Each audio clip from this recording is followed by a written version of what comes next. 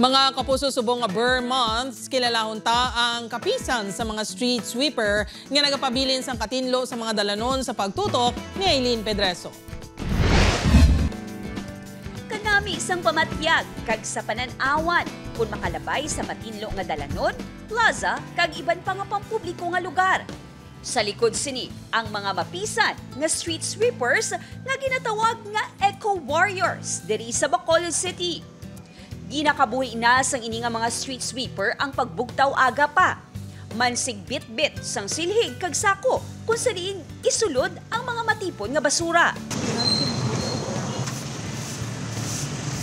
Isa na dire ang 42 anyos nga si Risa nga aminado nga kulang ang sweldo para sa kinanglanon sang anong kaanak apang padayon sa pagtingwa kag pagpalangga sa obra.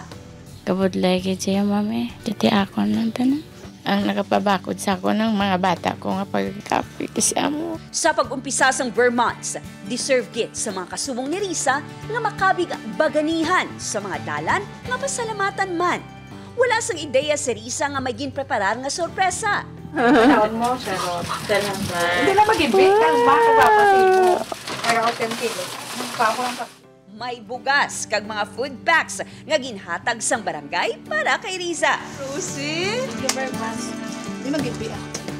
Pasalamat gid ang barangay sa ila kay sila ang mga eco warriors naton because they love na ang ilang work. Ano ba lang kapisan niya?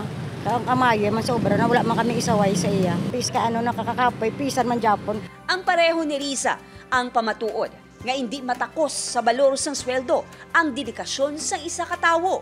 Proud ko ma, mula ko ginisukuan na nga ako ng pagka-street cleaners. Sa pihak sini, nagapangibabaw gihapon kay Riza ang intensyon nga makabulig. Aileen Pedreso, 1 Western Visayas.